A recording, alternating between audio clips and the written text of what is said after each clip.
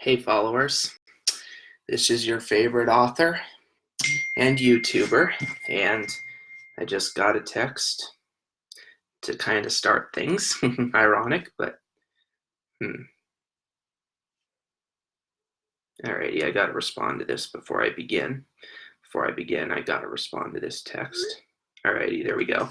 Yep, your favorite author today, and just to show off a little bit of what I've written, here's the granddaddy of my writing career. My first ever book that I wrote.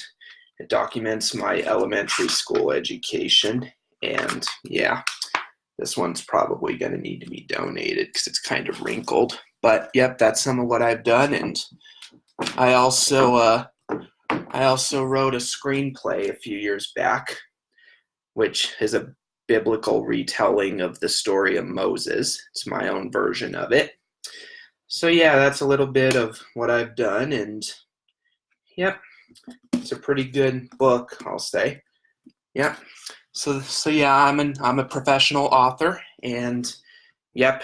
Today though, I'm here to listen to a read aloud of a classic story that I liked growing up, and let's see. Yeah. Yep, my good friend Vic. So yeah. Alrighty. So yeah, to stay focused now, I might need to turn my ringer on silent for now so that no one will interrupt. But, yep. So yeah, I'm an author and I'm listening to a classic story I liked growing up. So here we go. How the Grinch Stole Christmas by Dr. Seuss.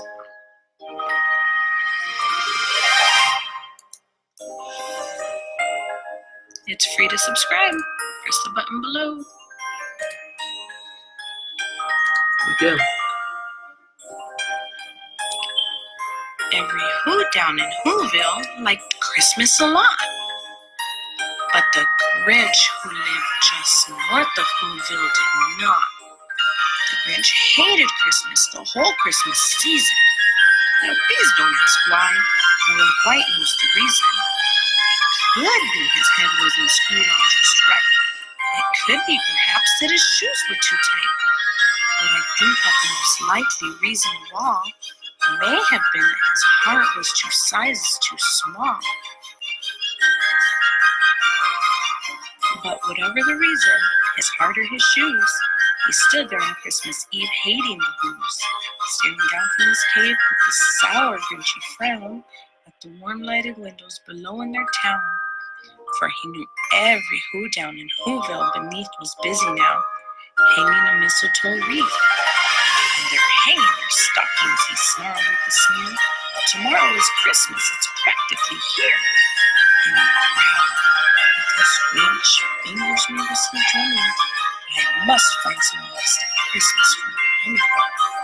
And to one who knew, all the Who girls and boys, with big bright noise, they rushed for their toys. And then, oh the noise, noise. The one thing he hated, the noise. Then the things he would went and sit down to a feast, and they'd feast, and they'd feast.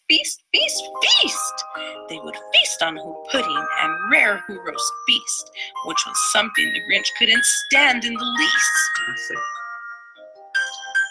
And then they'd do something he liked least of all.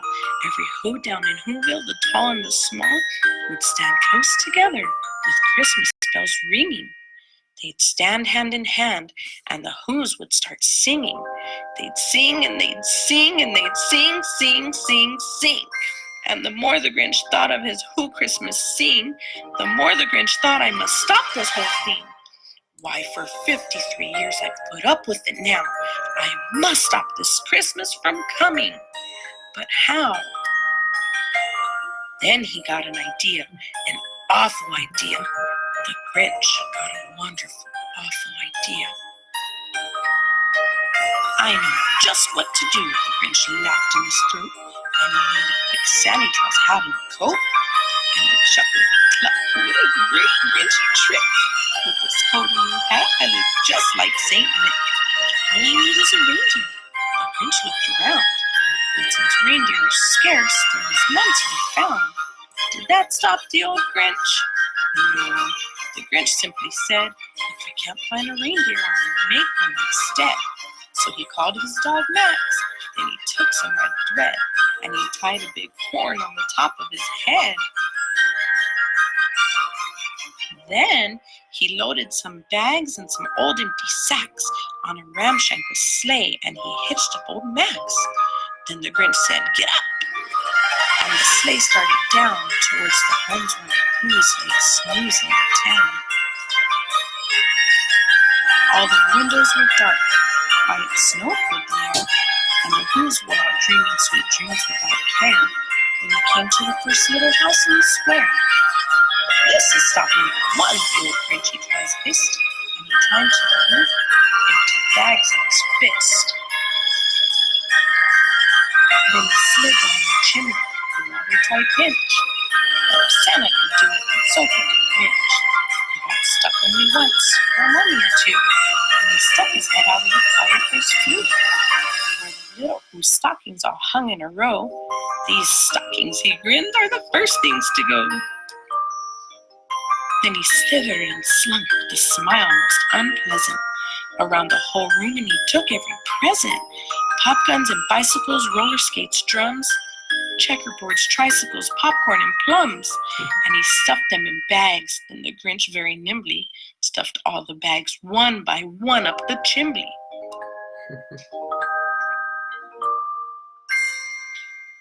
Then he slunk to the icebox. He took the Who's feast. He took the Who pudding. He took the roast beast. He cleaned out that icebox as quick as a flash. Why, that Grinch even took their last can of Who hash. Then he stuffed all the food up the chimney with glee. And now, grinned the Grinch, I will stuff up the tree. And the Grinch grabbed the tree and he started to shove. And he heard a small sound like the coo of a dove.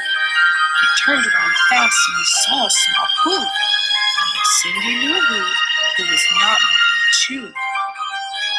The Grinch had been caught by this tiny Who daughter, who got out of the bed for a cup of cold water. She stared at the Grinch. She said, Santa Claus, why? Why are you taking our Christmas tree? Why? But you know, that old Grinch was so smart and so slick, he thought up a lie and he thought it up quick. Why, my sweet little tot, the fake Santa Claus lied. There's a light on this tree that won't light on one side, so I'm taking it home to my workshop, my dear. I'll fix it up there, then I'll bring it back here. His fib fooled the child, and he patted her hand, and he got her a drink, and he sent her to bed.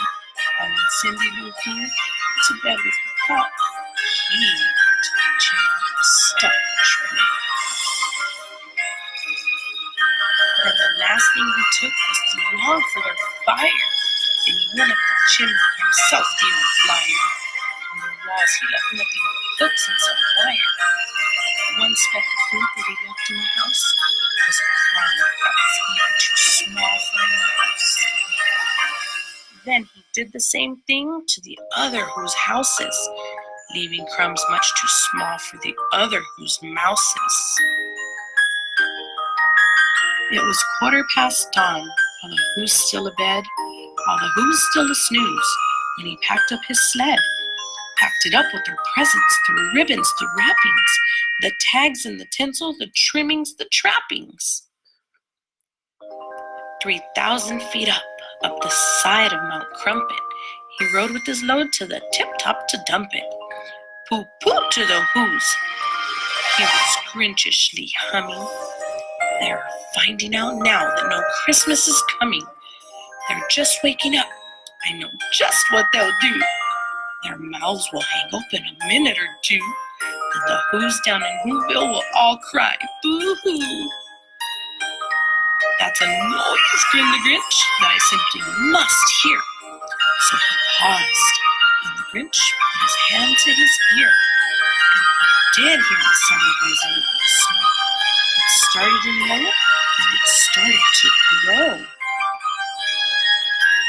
But the sound wasn't sung, why the sound sounded merry. It couldn't be so, but it was merry, very. He stared down at Hoover. The Grinch popped his eyes, and he shook. What he saw was a shocking surprise. Every Who down in Hoover, the tall and the small, was singing without any presents at all. He hadn't stopped Christmas from coming. It came. Somehow or other, came just the same. And the Grinch, with his Grinch feet ice cold in the snow, stood puzzling. How could it be so? It came without ribbons, it came without tags, it came without packages, boxes, or bags. And he puzzled for the hours till his puzzler was sore. And the Grinch thought of something he hadn't before. Maybe Christmas, he thought, doesn't come from a store. Maybe Christmas, perhaps, needs a little bit more. And what happened then? Well, in Whoville they say that the Grinch's small heart grew 3 sizes that day. And the minute his heart didn't feel quite so tight, he whizzed with his load through the bright morning light. And he brought back the toys and the food for the feast. And he himself, the Grinch, carved the roast beast. The classic. Yep, the classic. Who doesn't like Dr. Seuss every now and then? Yeah, turned out very well. I love stories that are told entirely in rhyme, especially silly ones like Dr. Seuss. So yeah, everyone, I'm an author myself, and again, this is a screenplay I wrote a few years back. It was kind of wrote during my dark period, and the back of it is my homecoming photo. Although I can't say that homecoming took place in my best year, but it was still one of the very few good memories I had in my dark period. Homecoming was. So yeah. Again, I'm hoping to continue building up my writing career, and hope you all enjoyed this read aloud of Dr. Seuss. Speaking of which, I thought I'd add a quick factoid on Dr. Seuss. He was originally forced to give up his writing career because of circumstances. It was a poor choice he made in his early teens or whatever. It was something like that, and he kind of used Dr. Seuss to continue his writing career without being noticed. It was a disguised pen name. So yeah, hope everyone is doing well. Hope all my followers are doing well. Yep, I know the beard is getting straggly and all that or whatever, like wiry like, but I'll trim it before prom. Don't worry, everyone. Soon the shave clean Doug will be back. It'll be before prom. Alrighty, have a good one, everyone.